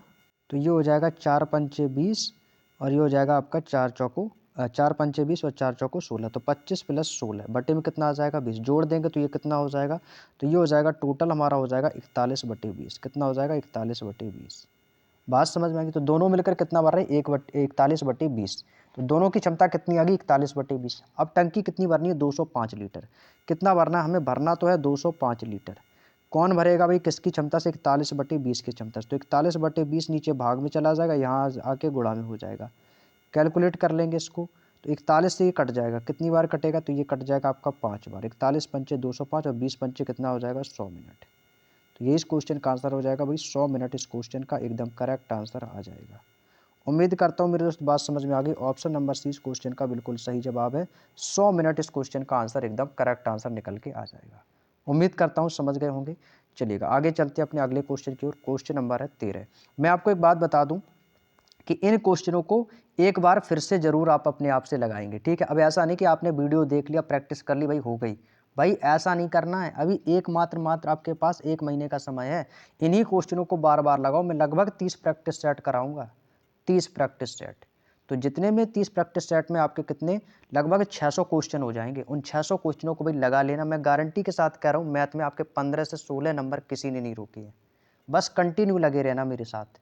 मैं गारंटी से कह रहा हूँ अच्छे नंबर्स के साथ आप मैथ्स में अच्छे मार्क्स लेकर आएंगे, क्योंकि आप लोगों ने भाई बुक को भी कंप्लीट किया और बुक के साथ आप इन क्वेश्चनों का भी रिवीजन कर रहे हैं। तो आपके लिए सबसे बड़ी बात है। चलिएगा अगला क्वेश्चन है कि एक नाव धारा के प्रतिकूल दिशा में 1 घंटे में 3 किलोमीटर चलती है और धारा के अनुकूल दिशा में 12 मिनट में 1 किलोमीटर चलती है, तो नाव की स्थिर जल में 6 किलोमीटर जाने में उसे कितना समय लगेगा? करते हैं सॉल्व। देखो धारा के प्रतिकूल जा रहा है, प्रतिकूल में मैंने आपको क्या बताया था? माइनस हो जाएगा। तो भाई यहाँ से देखो बोट का कितना हो जाएगा भाई? देखो यहाँ से हम इसका निकालेंगे बोट एंड स्ट्रीम। भाई नाव धारा का क्वेश्चन मैंने नाव धारा वाला चैप्टर भी आपको अच्छे से कराया था। तो देखो धारा के क्या बोला? प्रतिकूल जा रहा है। धारा के नाव जो है ना वो धारा के प्रतिकूल जा रही है। तो ये कितना हो जाएगा? तो आपको सर ये हो जाएगा b माइनस का w बराबर 1 घंटे में कितना चल रही है? 3 किलोमीटर। तो चाल बराबर क्या होता है? दूरी बटे समय। तो इसकी हम क्या निकालेंगे यहाँ से? चाल यानी कि स्पीड निकालेंगे। चाल बराबर क्या होता है? दूरी बटे समय। तो दूरी है हमारी कितनी? 3 और समय कितना ले रहा है? 1 घंटा। तो ये कितने आ जाएगी? चाल आ जाएगी इसकी 3 किलोमीटर प्रति घंटा। चाल कितनी आ गई? 3 किलोमीटर प्रति घंटा। अब इसकी वो कह रहा है कि धारा के अनुकूल है, धारा के अनुकूल कितना हो जाएगा, तो भाई प्लस हो जाएगा, तो बी प्लस डब्ल्यू। धारा के अनुकूल दिशा में कितना जा रही है, 1 किलोमीटर जा रही है 12 मिनट में। चाल कितनी समय चाल बराबर होता है दूरी बटे समय, दूरी है 1, समय कितना ले रहा है 12 मिनट। मिनट को घंटे में चेंज करने के लिए 60 से गुणा कर देंगे, तो ये हो जाएगा 12 पंचे 60 और 5 एकम 5। तो भाई इसकी चाल कितनी आ गई, 5 किलोमीटर प्रति घंटा। यानी कि धारा की प्रतिकूल चाल कितनी आ गई, 3 किलोमीटर प्रति घंटा, और धारा के अनुकूल चाल कितनी आ गई, 5 किलोमीटर प्रति घंटा। तो हमसे पूछे कि नाव की स्थिर जल में, तो नाव को स्थिर जल किसकी जब पूछी, हमसे नाव की पूछी थी, यानी कि बोट बराबर। भैया दोनों की चालें जुड़ जाएंगी तो कितना हो जाएगा, 3 ये 5 ये, तो कितना हो जाएगा, तो आपको सर 3 + 5 और बटे में कितना आ जाएगा 2। तो ये हो जाएगा आपका 5 3 8, 8/2। 8/2 का मतलब क्या हो जाएगा, कट जाएगा, 2 चौको 8, यानी कि नाव की चाल कितनी आ गई, 4 किलोमीटर प्रति घंटा। नाव की चाल कितनी आ गई मेरे शेर, आप कहोगे सर 4 किलोमीटर प्रति घंटा। हमसे क्या पूछा है, हमसे पूछा है टाइम यानी कि समय। हमें क्या बताना है, टाइम बताना है, समय बताना है। और समय बराबर क्या होता है, दूरी बटे चाल। समय बराबर क्या होता है, दूरी बटे चाल। दूरी कितनी है 6 किलोमीटर की, और चाल कितनी निकाली मैंने अभी जस्ट 4। नाव की चाल पूछी है ना, नाव में स्थिर जल की चाल। तो नाव की चाल कितनी आई है 4, दूरी कितनी है 6, तो ये हो जाएगा 6/4। तो इसको तो भाई कर ही लोगे, 2 3 6, 2 दूनी 4, ये आ जाएगा आपका 3/2 घंटे। 3/2 घंटे को मैं क्या लिख सकता हूँ, तो आप कहो सर मैं 3/2 घंटे को भी क्या लिख सकता हूँ, 3/2 घंटे को हम बोलते हैं दोस्तों 1 घंटा, 1 घंटा 30 मिनट। कितना बोलते हैं, 1 घंटा 30 मिनट। यानी कि 3/2 घंटे को हम क्या बोलते हैं, 1.5 घंटे बोलते हैं। यही इस क्वेश्चन का आंसर है। तो भाई 1.5 घंटे वाला एक ही ऑप्शन है, option number C is the right answer. उम्मीद करता हूँ मेरे दोस्त बात समझ में आ गई होगी। आगे बढ़ते हैं अपने अगले क्वेश्चन की ओर। क्वेश्चन नंबर है हमारा 14। ए की आय बी की आय से 20% कम है, और सी की आय ए और बी की आय की योग का 70% है। डी की आय सी की आय से 25% अधिक है। यदि बी और डी की आय का जो अंतर है वो 23,000 रुपये है, तो ए की आय कितनी होगी। देखो यहाँ पर ए की आय जो है ना बी की आय से 20% कम बोल रहा है, तो यहाँ पे देखो क्या करेंगे, यहाँ पर लिख लेते हैं ए और बी। मान लिया कि बी की आय 100 है। यहाँ पे मैंने मान लिया कि जो बी की आय है ना, बी की जो इनकम है वो कितनी है 100 है, और ए की आय ना वो बी की आय से 20% कम है। तो ए कितना कमाता होगा भाई 80। भाई मान लिया कि बी 100 रुपये कमाता है, और बी जो है ना, जो ए है ना वो बी से 20 रुपये कम कमाता है, यानी कितना कमाता होगा 80। तो पूछा है कि और सी की आय ए और बी की आय का योग का 70% है। यहाँ से अब हम निकालेंगे सी की आय। तो सी की आय जो है ना भाई वो क्या है, ए और बी की आय का योग। तो ए और बी की आय का योग कितना है, तो ये जुड़ जाएगा, तो ये कितना हो जाएगा आपको सर 180। और इस 180 यानी कि योग का 70%, तो इस 180 का 70% निकाल दो भाई। तो इस 180 का 70% कितना हो जाएगा, 0 से 0, और 18 सत्ते कितना हो जाएगा 126। तो सी की इनकम कितनी आ गई 126। इसके बाद कह रहा है कि डी की आय जो है ना वो सी की आय से 25% अधिक है। अब यहाँ से निकालते हैं डी की आय। तो डी की आय जो है ना वो सी की आय से, तो सी की आय कितनी है आपको सर 126, और ये सी की आय जो है ना वो डी की आय है ना वो सी की आय से 25% अधिक है। तो जब अधिक है तो कितना हो जाएगा 125, और बटे में कितना आ जाएगा 100। तो ये हो जाएगा 25 पंचे 125, और 25 चौके 100, यानी कि 5/4। 5 की इसमें गुणा कर देंगे तो ये कितना हो जाएगा, 5 छक्का 30 की 0, कैरी करेगा 3, 5 दूनी 10, 3 13 की 3, कैरी करेगा 1, 5 एकम 5, और 1 6, 630, और बटे में कितना आ जाएगा आपका 4। 4 से इसको भाग देंगे कितनी बार कटेगा, तो आपको सर ये कट जाएगा 4 एकम 4, 4 एकम 4 13 हो जाएगा, 4 एकम 4 2 बचेगा ना, तो 23 हो जाएगा। 4 पंचे 20, 4 सत्ते 28, और 4 दूनी 4 पंचे 20, तो 157.5 आ गया। ये आ गया डी की वैल्यू कितनी आ गई 157.5। अब क्वेश्चन में बोला है कि बी और डी की आय का अंतर 23,000 रुपये। आप बताओ बी की आय कितनी है। तो भाई देखो बी की आय मैंने कितनी मानी थी, भाई बी की आय मैंने मानी थी 100, और डी की आय कितनी है, डी की आय है 175। डी की आय कितनी है भाई 175। हमसे कह रहा है कि इनका अंतर 23,000 रुपये। आप बताओ इन दोनों का अंतर कितने का है, आप बताओ इन दोनों का अंतर कितने का है। तो भाई 100 में से माइनस कर देंगे तो आपको सर इनके बीच का जो अंतर है ना भाई वो है 57.5 का अंतर। आपके हिसाब से अंतर कितने का आया है, बी और डी के अंतर कितना आया है, 57.5 का अंतर आया है। आप कह रहे हो कि बी और डी के बीच का अंतर 57.5 है, और वो कह रहा है नहीं इनके बीच का जो अंतर है ना वो कितना है 23,000 रुपये। वो कह रहा है कि इनके बीच का जो अंतर है ना वो 23,000 रुपये। तो यहाँ से हम एक की वैल्यू निकाल लेंगे। तो एक की वैल्यू कैसे निकालेंगे, तो आपको सर ये हो जाएगा 30,000 और बटे में आ जाएगा 575 और इसके बाद पॉइंट हटेगा तो ऊपर एक जीरो और बढ़ जाएगा। पॉइंट हटा देंगे ना तो यहाँ से आपको से पॉइंट हटेगा तो ऊपर एक जीरो बढ़ जाएगा। क्लियर। अब देखो यहाँ पर थोड़ा सा स्पेस कम है, इसको मैं नेक्स्ट पेज में आपको बता दे रहा हूँ। ठीक है, यहाँ से ले लेते एक नया पेज। तो यहाँ से हमें बताना किसका है, हमें बताना है ए का। हमें बताना किसके बारे में, हमें बताना है ए के बारे में, कि हमें बताना है कि ए की आय कितनी है। तो आप बताओ ए की आय कितनी है। यहाँ से देखो ए की आय कितनी है भाई, आपको सर यहाँ से ए की आय तो 80 है। यहाँ से आपने देखा कि ए की आय कितनी है, 80 है। यहाँ से हमें पता चला कि जो ए की आय है ना वो कितनी है। यहाँ से हमें ये पता चला कि यहाँ पर ए की आय जो है ना वो कितनी है, 80 है। ए की आय जब यहाँ से 80 है और इसकी आय कितनी निकली जो टोटल, तो टोटल एक की वैल्यू कितनी निकली है, कितनी निकली, 2,30,000 बटे 575। तो बस इसी का निकाल देंगे तो ये बराबर किसके हो जाएगा, तो आपको सर बराबर ये हो जाएगा, बराबर 2 लाख कितना था भाई, 30,000, क्योंकि उसमें एक जीरो बढ़ गया था ना पॉइंट हट के, बटे में कितना आ गया था 575, बराबर किसका हमें निकाल देना, ए का मान। तो ए का मान कितना इधर आ जाएगा, गुणा में हो जाएगा 80। बस इसको कैलकुलेट कर लेंगे।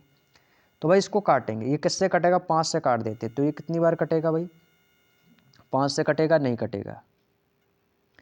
इसको काट देते 25 से, 25 दूनी 50 और 25 दूनी 50, कितना बचेगा 7, 25 दूनी 25 तिया 75, 23 बार कट गया।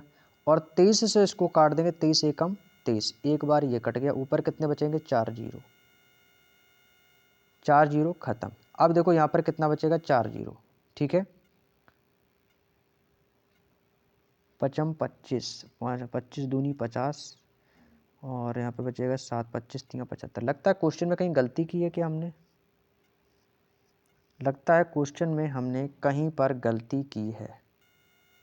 अच्छा, ऊपर 23 है, मैं ऊपर 25 समझ रहा था भाई। अच्छा, मैंने गलत काट दिया, ठीक है, मैंने ही इसको गलत काट दिया भाई, इसको ना मैंने ही गलत काट दिया था, कोई दिक्कत नहीं भाई। देखो इसको काटेंगे 23 से, 23 दूनी कितना हो जाएगा 46 और ये हो जाएगा आपका 23 दूनी 46 और यहाँ पे कितना बचेगा आपका, ये तो 23 से कट जाएगा आपका एक बार, 23 एकम 23 और ये हो जाएगा 23, ये कट जाएगा 25 बार। ठीक है, ये कितनी बार कट गया भाई, 25 बार। अब ऊपर कितना बचेगा, ऊपर बचेगा आपका 10,000। तो ये 25 से कटेगा, 25 चौको 100, 4 बार खत्म हो गया 100, तो ये जीरो खत्म, 25 चौको 100 और ऊपर बचेगा 400। ये कितना बचेगा 400, तो 400 गुणा 80 कितना हो जाएगा, तो आपको सर 400 और गुणा 80, तो ये हो जाएगा आपका 32,000। कितना आ जाएगा, 32,000। यही इस क्वेश्चन का आंसर हो जाएगा मेरे दोस्त। कितना हो जाएगा भाई, 32,000। बात समझ में आ गई। इसको 23 से काटा मैंने, ठीक है, तो 23 से इसको जैसे ही काट दिया तो कितनी बार कट गया, 400 बार, और 400 की गुणा 80 में कर दी तो कितना आ जाएगा, 32,000। ये इस क्वेश्चन का आंसर। तो इस क्वेश्चन का आंसर देखो 32,000 कहाँ पर है, ऑप्शन नंबर ए के पास है। यही इस क्वेश्चन का सही जवाब हो जाएगा। थोड़ा सा कैलकुलेशन इस क्वेश्चन में थी और बाकी का कोई दिक्कत नहीं है। अगला क्वेश्चन देखो, अगला क्वेश्चन है क्वेश्चन नंबर 15। अगला क्वेश्चन कह रहा है कि कंचन ने साधारण ब्याज की समान दर पर 2 साल के लिए 10,000 रुपये, 2 साल के लिए 10,000 रुपये और 4 साल के लिए 5,000 रुपये उधार लिए। यदि कंचन को प्राप्त कुल ब्याज जो है ना वो 2,000 रुपये है तो ब्याज की दर बतानी है। हमें रेट बताना है, यानी कि दर। ठीक है, बिल्कुल आसान तरीके से बताऊंगा। देखो साधारण ब्याज बराबर फॉर्मूला तो सभी को पता होगा। साधारण ब्याज बराबर फॉर्मूला क्या होता है, मूलधन गुणे दर गुणे समय बटे कितना होता है 100। ये तो भाई आप लोगों ने बहुत बार पढ़ा होगा ये क्वेश्चन को। तो यहाँ से देखो भाई इसी फॉर्मूले को रख देंगे। ठीक है, साधारण ब्याज देखो कितना, साधारण ब्याज पर देखो 2 साल के लिए, 2 साल के लिए कितना दिया गया मूलधन, तो मूलधन है हमारा 10,000। 10,000, दर हमें पता नहीं तो दर हमारी हो गई आर, सॉरी 10,000 है ना, 10,000 यहाँ पर लिख लिया 10,000 गुणा दर आर। समय कितना है, समय है 2 साल के लिए, तो गुणा 2 बटे में कितना आ जाएगा 100 प्लस। इसके बाद क्या बोला है, इसके बाद कह रहा है कि 5,000 रुपये, 5,000 रुपये लिए हैं, मूलधन कितना है 5,000 रुपये, गुणा दर हमें नहीं पता है तो आर, इंटू समय कितना है 4 साल के लिए, और बटे में कितना आ जाएगा आपका 100, और बराबर किसके है, बराबर है ब्याज के। तो कुल ब्याज कितना भी, कुल ब्याज है हमारा 2,000, बराबर कितना आ गया, साधारण ब्याज कितना है 2,000। बस इसको कैलकुलेट कर लेंगे। तो जब आप इसको कैलकुलेट कर लेंगे फाइनली आंसर आ जाएगा। देखो 100 से 100 आपका ये कैंसिल आउट हो जाएगा, 100 से 100 खत्म। यहाँ पे देखो 1 2 3 जीरो से 3 जीरो ये खत्म, 3 जीरो से 3 जीरो ये खत्म। यहाँ पे कितना बचा आपका, यहाँ पे आपका कितना बचा 2 2, और यहाँ पे कितना बचेगा आपका ये आपका कितना 2000, ठीक है। यहाँ पे देखो आपका बचेगा 5 चौको 20, 20 और इसमें गुणा कर देंगे, यहाँ से इसकी गुणा हो जाएगी तो ये कितना हो जाएगा 200 आर। देखो इसको, ये गलत कट गया भाई, इसको ऐसे नहीं काटेंगे भाई, देखो इसको नीचे से काटो। यहाँ से देखो 2 से 2 जीरो से 2 जीरो आपका ये खत्म, यहाँ से देखो 2 जीरो से ये 2 जीरो खत्म। इसकी गुणा कर देंगे, 100 दूनी कितना हो जाएगा 200 आर। मैं इसको उस टाइम मैंने ना गलत काट दिया भाई। 200 आर प्लस कितना हो जाएगा 5 चौको 50 चौको हो जाएगा 200 आर। तो देखो 200 आर ये भी हो गया हमारा। बराबर किसके है, बराबर है आपके 2000 की। बराबर किसके है 2000 की। तो 200 आर कितना हो गया आपको सर, ये हो जाएगा हमारा 400 आर। 400 आर बराबर किसके 2000 के। तो यहाँ से हमारी दर निकल के आ जाएगी। तो दर बराबर कितना हो जाएगा, तो आर बराबर हो जाएगा 2000 और बटे में कितना आ जाएगा आपका 400। 2 जीरो से 2 जीरो खत्म, 4 से काट देंगे, कितनी बार कटेगा 4 पंचे 20 यानी कि 5%। तो जो दर निकल के आ जाएगी वो कितनी आ जाएगी फाइनली 5% आ जाएगी। Option number D is the right answer. Clear. चलिएगा नेक्स्ट अगला क्वेश्चन है। अगला क्वेश्चन है क्वेश्चन नंबर 16। ए और बी 1400 मीटर लंबे एक वृत्ताकार ट्रैक पर दौड़ रहे हैं। ए की चाल 33 मीटर प्रति सेकंड और बी की चाल 47 मीटर प्रति सेकंड है। यदि वे एक ही बिंदु से एक ही समय पर विपरीत दिशा में दौड़ना शुरू करते हैं तो कितने समय बाद वे दूसरी बार मिलेंगे। देखो एक कोई वृत्ताकार ट्रैक है, ठीक है। यहाँ पे एक वृत्त बना लेते हैं। ये कोई एक वृत्ताकार ट्रैक है और इस वृत्ताकार जो ट्रैक है ना, इसकी जो लंबाई है ना, इसकी जो टोटल जो गोलाई है वो कितनी है 1400 मीटर है। एक कोई वृत्ताकार मैदान है वो कितने मीटर का है, वो है आपका 1400 मीटर का। और कह रहा है कि इस पर एक ही चाल जो है ना वो 33 मीटर प्रति सेकंड। यहाँ से भाई ए है, यहाँ से कौन दौड़ रहा है, यहाँ से दौड़ रहा है ए, और जो ए जा रहा है ना वो इस दिशा की ओर जा रहा है, ठीक है। ये जा रहा है 33 मीटर प्रति सेकंड की चाल से, ठीक है। 33 मीटर प्रति सेकंड की चाल से जा रहा है और इसके स्थान पर इसी बिंदु, ये है मान लिया ये कोई एक बिंदु है, यहाँ से ए जा रहा है इस तरफ और यहाँ से देखो बी है ना वो जा रहा है इस तरफ। यहाँ से जा रहा है बी, यहाँ से चला गया ए और यहाँ से जा रहा है बी, और बी की जो चाल है ना वो कितनी है 47 मीटर प्रति सेकंड। बी जा रहा है 47 की चाल से और ए जा रहा है इधर 33 की चाल से। तो वो पूछा कि कितने समय में वो एक दूसरे की दूसरी बार कितने बार मिलेंगे। तो पहली बार देखो, तो यह यहाँ से आप ये निकालो कि ये पहली बार कब मिलेंगे। तो यहाँ से हम निकालेंगे कि ये पहली बार कब मिले। तो यहाँ से निकालेंगे भाई पहली बार, ये पहली बार कब मिलेंगे भाई, तो पहली बार का निकालेंगे। तो समय पूछा ना, तो समय बराबर क्या होता है, टाइम बराबर होता है डिस्टेंस अपॉन आ स्पीड, यानी कि दूरी बटे चाल। समय बराबर होता है दूरी बटे चाल। तो दूरी टोटल इस ट्रैक की कितनी, तो दूरी तो इस ट्रैक की जो है ना वो है आपकी 1400। और चाल कितनी है भाई, देखो विपरीत दिशा में क्या होता है चालें जुड़ जाती हैं। विपरीत दिशा में चालें जुड़ती हैं तो 47 ये है 33 ये है, तो 47 और 33 जोड़ देंगे कितना हो जाएगा, तो ये हो जाएगा आपका कितना 80। 47 33 जोड़ देंगे कितना हो जाएगा 80, क्योंकि विपरीत दिशा में चालें जुड़ जाती हैं। इसको करेंगे सॉल्व तो 0 से 0 कट जाएगा तो कितना हो जाएगा 144/8 सेकंड। यानी कि ये पहली बार जब मिलेंगे ना ये 144/8 सेकंड पर मिलेंगे। हमसे कब का पूछा, हमसे पूछा कि दूसरी बार कब मिलेंगे। अब निकाल लेंगे कि सेकंड बार ये कब मिलेंगे। अब ये सेकंड बार कब मिलेंगे, तो बस सेकंड बार के लिए कुछ नहीं करना है, समय आपको दिया गया 140/8 सेकंड में। ये पहली बार मिले तो दूसरी बार 2 से गुणा कर देंगे, जो भी होगा वह आंसर आ जाएगा। तो 8 से काट देंगे तो कितनी बार कटेगा, 8 एकम 8, 8 पंचे 40, 8 एकम 8 और 8 40 बचे 8 पंचे 40, तो ये कितना हो जाएगा, अच्छा 1 मिनट गलत काट दिया। तो 140/8 है ना भाई, ठीक है 140/8। अब देखो इसको काट देंगे तो ये कितनी बार कटेगा, 2 से काट देंगे इसको, 2 एकम 2, 2 चौको 8, 2 से काट दिया 2 चौको 8, ये कितना बचेगा 4। तो 4 से इसको काट देंगे कितनी बार कटेगा, तो 4 से इसको काट देंगे, 4 तियाँ 12, 4 तियाँ 12, 2 बचेगा 4 पंचे 20, तो कितना आ जाएगा 35 सेकंड। तो इस क्वेश्चन का जो राइट आंसर आएगा वो कितना आएगा 35 सेकंड। तो कौन सा ऑप्शन है, ऑप्शन नंबर सी इस क्वेश्चन का बिल्कुल सही जवाब हो जाएगा कि दूसरी बार ये 35 सेकंड बाद मिलेंगे। क्लियर। नेक्स्ट क्वेश्चन, अगला क्वेश्चन है क्वेश्चन नंबर 17। अगला क्वेश्चन कह रहा है कि एक व्यक्ति ने किसी एक वस्तु को 4% की हानि पर बेचा। यदि उसने 1% के लाभ पर बेचा होता तो उसे 42.5 रुपये अधिक मिलते। 18% लाभ अर्जित करने के लिए उस वस्तु का विक्रय मूल्य कितना होगा।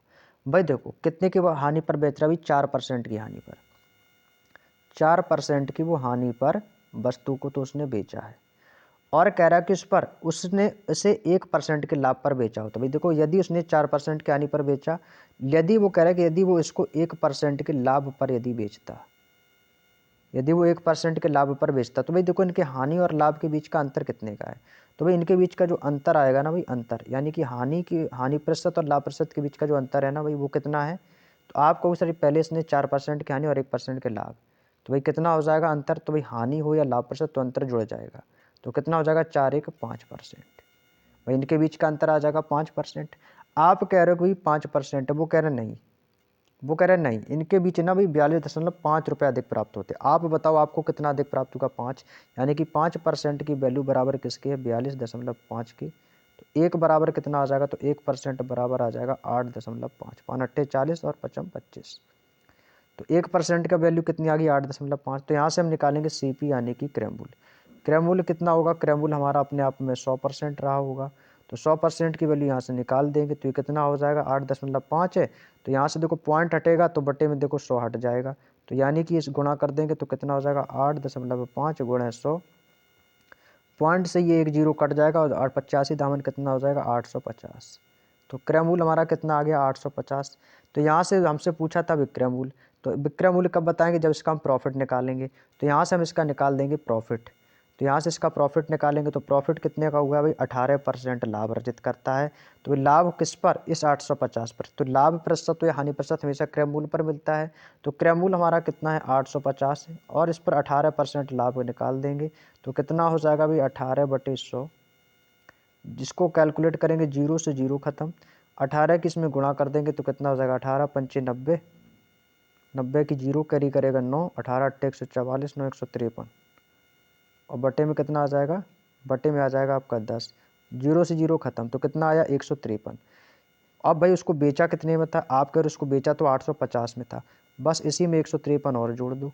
बेचा तो 850 में था, इसी में 153 जोड़ देंगे तो 3, 5 5 10 की 0, 8 1 9 1 10, तो कितना आ गया 1003। 1003 किस ऑप्शन में, ऑप्शन नंबर सी के पास है, ये इस क्वेश्चन का आंसर हो जाएगा भाई। Option number C is the right answer. उम्मीद करता हूँ आंसर आ गया होगा। अगले क्वेश्चन है क्वेश्चन नंबर 18। अगला क्वेश्चन है कि 66,300 रुपये पर ए और बी के बीच इस प्रकार बांटा जाता है कि ए को 8 साल बाद और बी को 10 सालों के बाद प्राप्त होने वाली राशि के बराबर है, तो चक्रवृद्धि ब्याज 10% की दर हो। देखो ये थोड़ा सा कैलकुलेटिव क्वेश्चन है, थोड़ा सा यहाँ पर समय लगेगा इस क्वेश्चन को करने में, लेकिन क्वेश्चन भाई बिल्कुल जो है अच्छे से एक बार कॉन्सेप्ट क्लियर कर लिया भाई, अच्छे लेवल का क्वेश्चन है, मॉडरेट क्वेश्चन है थोड़ा सा, लेकिन यदि आपने इसको एक बार समझ लिया ना तो क्वेश्चन आपका आसान हो जाएगा। भाई देखो कितने लोग हैं, ए और बी है, इन दोनों के बीच में पैसा बटा है, ठीक है। टोटल जो अमाउंट है वो है मेरा 66,300, ठीक है। इससे अभी कोई लेना देना नहीं है। भाई देखो जो बट रहा है ना भाई, वो बराबर दर में बट रहा है। दर कैसी है, बराबर है, क्योंकि 10% की दर से बट रहा है, और इस पर जो 10 साल के बाद जो प्राप्त होने वाली जो राशि के किसके बराबर है। तो भाई ए को भी मिल रहा है 10% वार्षिक, और इसको भी मिल रहा है बी को भी 10%। ए को कितने बाद मिल रहा है, ए को मिल रहा है 8 साल बाद, ए को मिल रहा है 8 साल बाद, बी को मिल रहा है 10 साल बाद, बी को कब मिल रहा है 10 साल बाद। तो यहाँ से हम निकालेंगे भाई, देखो तो 10% की फ्रैक्शन क्या होती है, तो आपको सर 1/10, तो 10 पर 1 का क्या मिल रहा है ब्याज, तो कितना हो जाएगा 11/10। भाई 10% की फ्रैक्शन है भाई, इस पर कितने का ब्याज मिल जाएगा आपको सर, इस पर जो ब्याज मिल जाएगा ना वो हमारा हो जाएगा 11/10, 11/10 हो जाएगा। क्यों, क्योंकि 10% की फ्रैक्शन क्या होती है, तो 10% की फ्रैक्शन होती है 1/10, तो 10 पर 1 का ब्याज मिल गया तो कितना हो जाएगा 11/10। यही तो मैंने यहाँ पर लिखा है, बात समझ गए, बस यही चीज़ मैंने इसको यहाँ पर लिखी है, ठीक है। तो 11/10 हो जाएगा, 11/10। तो यहाँ पर ए का मान कितना आ जाएगा, तो आपको सर ए बराबर ए इंटू ब्रैकेट में कितना आ जाएगा 11/10, और जो यहाँ पर इसकी जो पावर आएगी वो कितने साल के लिए, 8 साल के लिए, समय जो होगा वो इसकी पावर बन जाएगी 8 साल के लिए, बराबर है। इसके बाद बी का निकालेंगे तो ये हो जाएगा बी गुणे 10 पर 10% के हिसाब से इसका भी कितना आ जाएगा, इसका भी आ जाएगा 11/10। इसका भी निकालेंगे तो आपको सर इसका भी आ जाएगा 11/10, 10 पर 1% का ब्याज 11/10, तो ये हो जाएगा 11/10 कितने साल के लिए, इसका है आपका 10 साल के लिए। बस इसको कैलकुलेट कर लो, बिल्कुल आसान है इसको कैलकुलेट करना। भाई कैसे करेंगे भाई, देखो ध्यान से देखेंगे, ध्यान से। यहाँ पे कितना है आपका 11/10 की पावर 8, 11/10 की पावर 10, तो 11/10 की पावर 8 से 11/10 की पावर 10 खत्म हो जाएंगे, तो यहाँ पर बचेगा कितना शेष, तो आपको सर यहाँ पे बचेगा 11/10 की पावर 2, क्योंकि 8 में से 10 खत्म हो गया, तो बचा कितना शेष 11/10 की पावर 2। तो यहाँ पर ए है, इसके बटे में बी आ जाएगा, तो ये हो जाएगा a/b, बराबर में कितना आ जाएगा 11/10। तो भाई स्क्वायर है तो भाई इसका डायरेक्टली स्क्वायर यहाँ पर लिख देता हूँ मैं। तो 11 का स्क्वायर कितना हो जाएगा, 11 का स्क्वायर हो जाएगा 121 बटे 10 का स्क्वायर कितना हो जाएगा 100। बात समझ में आ गई। तो यहाँ से आपको क्या मान आ गया, ए और बी का रेशियो मान लो या फिर ए और बी का मान लो कि यहाँ पर पता चल गया 121 ए का मान और बी का मान 100। ठीक है, आगे क्या बोला है, आगे क्वेश्चन में बोला है कि 66,300 रुपये को बांटा गया था। जो 66,300 रुपये को बांटा गया वो किस में बटा, ए प्लस बी में। ए प्लस बी में बटा है ना, तो ए को कितना मिला है भाई, ए को 66,300 रुपये के हिसाब से ए और बी में बांटा गया है। तो ए की वैल्यू कितनी है 100, ए की वैल्यू कितनी है 121 और बी की वैल्यू कितनी है 100। तो अब ये जो है ना ये दोनों में बटेगा, जब दोनों में बटेगा तो दोनों का योग कितना हो जाएगा, जोड़ देंगे 100 और 121 कितना हो जाएगा, तो आपको सर ये जोड़ देंगे तो ये हो जाएगा 221। भाई दोनों को जोड़ दिया तो कितना हो गया 221। तो यानी कि ए प्लस बी का मान कितना आ गया 221। इसको बताता हूँ नेक्स्ट पेज में। तो ये कितना हो जाएगा, तो आपको सर ये हो जाएगा हमारा ए प्लस बी बराबर कितना है 221, क्योंकि अब ये दोनों में बटेगा। तो दोनों में कितने रुपए बट रहा है भाई, दोनों में जो रुपए बट रहा है वो कितना बट रहा है, देखो ए प्लस बी में विभाजित हो रहा है 66,300। तो भाई कितना विभाजित होगा 66,300 रुपये जो है ना इन दोनों में बटेगा। जब इन दोनों में बटेगा तो यहाँ पर मान किसका निकालेंगे, एक का मान निकाल लेंगे तो ये हो जाएगा 66,300 और बटे में कितने आ जाएगा, बटे में आ जाएगा आपका 221। 221 भाग देंगे कितनी बार जाएगा, तो 221 तिया होता है 363, 2 जीरो यानी कितना आ जाएगा आपको सर, ये आ जाएगा 300। ये कितना आ जाएगा, तो आपको सर ये आ जाएगा 300। जब एक यूनिट का मान 300 आ गया है तो हमसे किसका पूछा है, तो जब एक यूनिट का मान 300 तो भाई ए और बी को कितने में बटेगा। तो भैया जब ए और बी को कितने में बांटा था मैंने, भाई देखो ए का कितना था हिस्सा 121 था और बी का हिस्सा कितना था, भाई बी का हिस्सा था बटे में 100 था, यही तो था। जब एक यूनिट का मान 300 है तो बस यहाँ से इसका मान निकाल देंगे। तो बस कुछ नहीं करना, 300 की गुणा इसमें कर देंगे हम, क्योंकि 300 रुपये में बटेगा, 300 की गुणा इसमें कर देंगे, जो भी होगा फाइनली आंसर आ जाएगा। तो ये इसकी गुणा कर देंगे तो 3 एकम 3, 3 दूनी 6, 3 एकम 3, 2 जीरो आ जाएंगे 36,300 और ये कितना हो जाएगा, ये हो जाएगा आपका 30,000। ये कितना हो जाएगा 30,000। तो ये इतनी राशि में ये दोनों बट जाएंगे। एक ही राशि मिलेगी आपकी कितनी, 36,300 रुपये मिलेगी ए को और बी को मिल जाएगी 30,000 रुपये। यही इस क्वेश्चन का आंसर है। तो कौन सा ऑप्शन है, तो ऑप्शन है आपका option number D is the right answer. ठीक है, ऑप्शन नंबर डी इस क्वेश्चन का आंसर होगा। बाकी का जो सॉल्यूशन है ये मैंने आपको नेक्स्ट पेज में बताया है, इसको एक बार अच्छे से जरूर कंप्लीट कर लेना। चलिएगा अगला क्वेश्चन है, आज का सेकंड लास्ट क्वेश्चन है हमारा। अगला क्वेश्चन है कि 12 संख्याओं का औसत 42 है। देखो जब भी औसत दिया जाए कितनी संख्या का औसत इतना, तो सबसे पहले योग निकालो। तो यहाँ से योग निकाल लेंगे, 12 संख्या का औसत कितना दिया गया 42, तो इसका योग कितना हो जाएगा 12 गुणे 42 बराबर कर देंगे कितना हो जाएगा, तो यहाँ से कर देंगे 12 गुणे 42, 12 गुणे 42। तो इसका योग निकालेंगे कितना हो जाएगा, 12 दूनी 24 की 4, 12 चौको 48, 48 दो 50 यानी कि 504। आगे बोला है कि अंतिम 5 संख्याओं का औसत 40 है। भाई अंतिम 5 संख्याओं का औसत कितना है 40 है, तो इसका योग कितना हो जाएगा, इसका योग आ जाएगा 200। फिर कह रहा है कि पहली 4 संख्याओं का औसत 44 है। अब देखो पहली 4 संख्याओं का औसत कितना है 44, तो इसका योग निकालेंगे कितना हो जाएगा, 4 चौको 16 की 6, 4 चौको 16 एक 17 यानी कि 176 हो जाएगा। तो हमसे पूछा कि छठवीं संख्या पाँचवीं संख्या का, यहाँ पर आप देखो शेष संख्या कितनी बची है, छठी, सातवीं और आपकी पाँचवीं, छठवीं और सातवीं, 3 संख्या बची हैं। तो यहाँ से टोटल संख्या कितनी होगी, तो टोटल संख्या होगी 9। तो इस 9 का योग कितना हो जाएगा, भाई इनको जोड़ देंगे तो इनका टोटल योग कितना हो गया, तो आपको शरीर का टोटल योग हो गया 376। जब हमें यहाँ से पाँचवीं छठवीं संख्या ज्ञात करनी है, हमें अब संख्या कौन सी निकालनी है, अब यहाँ से हमें एक तो निकालनी है पाँचवीं संख्या, छठवीं संख्या और सातवीं संख्या निकालनी है। ठीक है, इनको निकालना है। तो भैया आप बताओ, संख्या अभी 3 बाकी हैं, टोटल संख्याएं थी 12, अभी हमारी 3 संख्या बाकी, जिसमें से 9 संख्याओं का योग 376 है।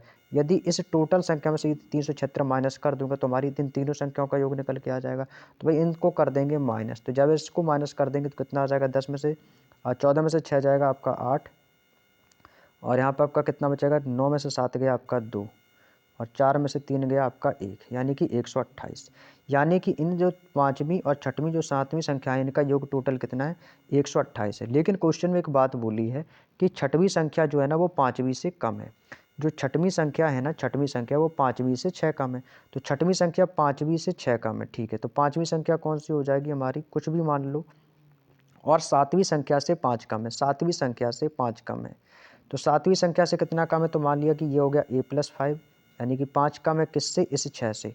तो ये 6 को मान लिया a, 6 को मैंने क्या मान लिया, a मान लिया, क्योंकि छठवीं संख्या ना वो 5वीं से 6 कम है। तो 5वीं से कितना कम है, 6 कम है, तो 5वीं कितनी होगी, 6 ज़्यादा होगी, तो a+6।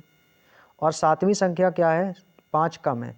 तो 7वीं संख्या से यदि 6 5 कम है, छठवीं संख्या जो है ना वो 7वीं से 5 कम है, तो यदि तो 7वीं संख्या 5 ज़्यादा होगी, तो a+5। इनको जोड़ देंगे और इनका जो टोटल योग है वो कितना दिया गया, 128। तो ए कितना हो जाएगा, 3a प्लस 6 5 कितना हो जाएगा आपका उत्तर 11, बराबर कितना हो जाएगा, 128।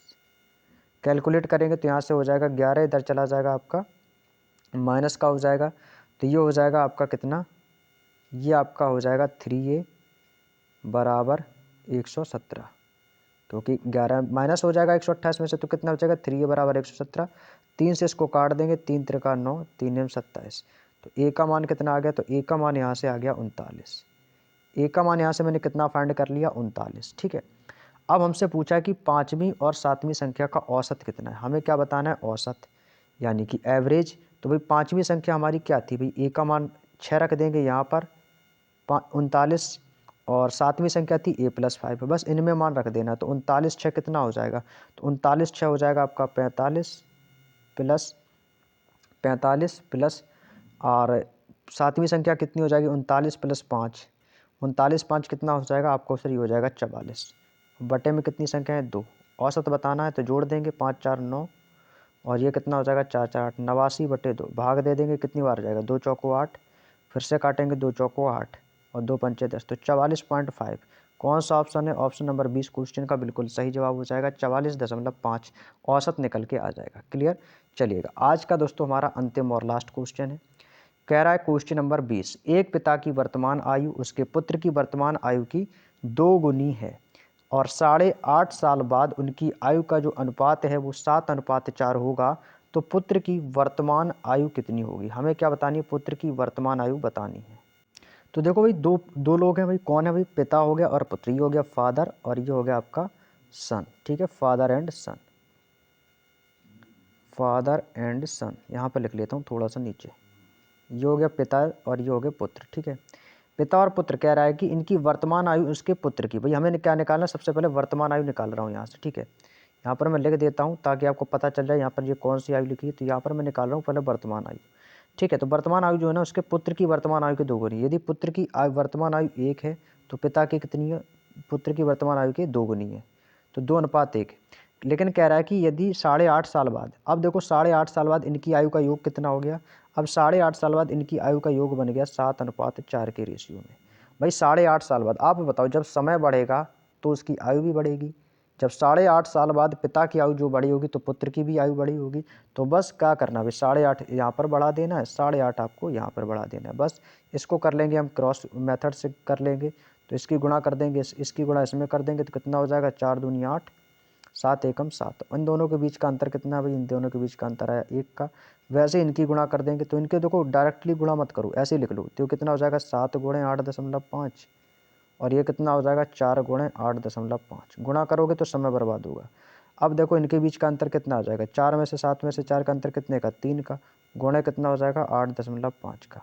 तो भाई 3 गुणे 8.5 कितना हो जाएगा, 3 पचे 15 की 5, कैरी करेगा 1, 3 24 1 25, यानी कितना आ गया 25.5। कितना आ गया 25.5। हमसे किसका पूछा, पुत्र की। तो पुत्र की वर्तमान आयु कितनी है, 1। जब 1 का मान कितना आ जाएगा 25.5 है, तब 1 बराबर 25.5 ही रहेगा। तो ऑप्शन नंबर सी इस क्वेश्चन का बिल्कुल सही जवाब है। तो पुत्र की वर्तमान आयु कितनी आ जाएगी, 25.5 वर्ष आ जाएगी। बात समझ में आ गई। तो पुत्र की वर्तमान आयु कितनी आ जाएगी, 25.5 वर्ष आ जाएगी। यदि पिता की पूछता तो पिता की वर्तमान आयु 2 थी, तो उसमें 2 की गुणा कर देते तो कितने आ जाता, 51 साल। तो पिता की पूछते तो 51 साल, क्योंकि 25 दूनी 50 और 1 51। लेकिन हमसे किसकी पूछी थी, पुत्र की। तो पुत्र की वर्तमान आयु कितनी आ जाएगी, 25.5 वर्ष निकल के आ जाएगी। यही इस क्वेश्चन का आंसर हो जाएगा। उम्मीद करता हूं दोस्तों आपको आज का सेशन बहुत ही अच्छे तरीके से समझ में आ गया होगा। लेकिन आप यदि क्वेश्चन के लेवल को देखेंगे ना, तो क्वेश्चन का लेवल एक बहुत अच्छे लेवल के क्वेश्चन थे, और उम्मीद करता हूं ये 20 क्वेश्चन आपको अच्छे से क्लियर हो गए होंगे। और इसको अपने आप से इन 20 क्वेश्चनों को एक बार फिर से लगाना मेरे दोस्त, क्योंकि ये जो लेवल है ना क्वेश्चन के, ये बिल्कुल सेम आपको एग्जाम वाला फीलिंग आ रहा होगा कि हाँ एग्जाम के लेवल के क्वेश्चन हैं, ऐसे क्वेश्चन बनेंगे। ठीक है, तो मैं आपको हर टाइप के क्वेश्चंस आपको प्रैक्टिस सेट में कराऊंगा, हर एक लेवल का क्वेश्चन कराऊंगा। सरल भी क्वेश्चन होंगे, थोड़े से मॉडरेट भी होंगे। जो क्वेश्चन आपको परेशान करते हैं वो सारे क्वेश्चन इस लेवल में आप लोगों के लिए हर एक प्रैक्टिस सेट में रखेंगे, ठीक है। कभी प्रैक्टिस सेट हमारा थोड़ा सा सरल भी हो सकता है, तो थोड़ा सा कभी मॉडरेट भी हो सकता है, ठीक है। और हाँ, वीडियो के लास्ट में सभी लोग अपना स्कोर जरूर बता दिया करो कि सर मैंने 20 क्वेश्चनों में मैंने स्कोर कितना किया। तो इससे एक आइडिया हमें लगेगा कि हाँ, आप लोगों की तैयारी जो है वो किस वे में चल रही है, ठीक है। तो सभी लोग अपना स्कोर हमें जरूर बताइएगा। और एक बात आप लोगों से और कहना चाहूँगा कि क्लास कैसी लग रही है, क्लास आपको जो यूट्यूब चैनल पर जो मैं करा रहा हूँ उसका जो तरीका है वो कैसा लग रहा है आप लोगों को, ठीक है। तो इसके लिए एक सजेशन ज़रूर देना, क्योंकि आप लोगों को जो सजेशन जो मुझे मिलता है ना भाई, आप लोगों की ओर से जो हमें कमेंट्स मिलती हैं उस पर मैं कुछ ना कुछ बेहतर करने का प्रयास करता हूँ, ठीक है। तो हम अपनी इस चीज़ को, अपनी इस यूट्यूब फैमिली को बहुत ही आगे तक ले जाना चाहते हैं और बहुत मतलब अच्छे से अच्छा बेहतर बनाना चाहते हैं। तो इसके लिए आप लोगों की मुझे सपोर्ट की बहुत ज़्यादा ज़रूरत है। तो प्लीज़ आप लोगों से यही रिक्वेस्ट है कि क्लास कैसी लगी एक बार ज़रूर बता दीजिएगा। और आप लोग वर्तमान में तो आप हमारे साथ हैं ही, और ऐसे ही दोस्तों आगे तक हमारे साथ आप लोग कंटिन्यू बने रहें। तो चलिएगा मेरे दोस्तों, आज की वीडियो में इतना ही रखते हैं। और इसका जो बोर्ड पीडीएफ है वो आपको हमारे टेलीग्राम चैनल पर मिल जाएगा। तो जैसे ही यहाँ से क्लास एंड होती है तो थोड़ी देर बाद आपको उसका पीडीएफ आपको टेलीग्राम चैनल पर देखने को मिल जाएगा। तो वहाँ से आप इसको लिख सकते हो और अपने तैयारी को और भी अच्छे से मजबूत कर सकते हो, ठीक है भाई। और किसी भी चीज़ की प्रॉब्लम हो तो कमेंट करके पूछ लिया करो, समय मिलने पर आपका रिप्लाई जरूर मिलेगा। तो चलिएगा दोस्तों, और चैनल पर यदि आप लोग नए हो तो चैनल को सब्सक्राइब कर लेना, वीडियो अच्छा लगा हो तो लाइक कर देना और एक प्यारा सा कमेंट कर देना। तो चलिएगा, मिलते हैं कल आप लोगों से एक नए प्रैक्टिस सेट के साथ में। प्रैक्टिस सेट नंबर कल हमारा तीसरा होगा, और सभी लोग पिछले प्रैक्टिस सेट को जरूर कर लेना जिन लोगों ने नहीं किया है। तो चलिएगा, सभी को जय हिंद, जय भारत, वंदे मातरम।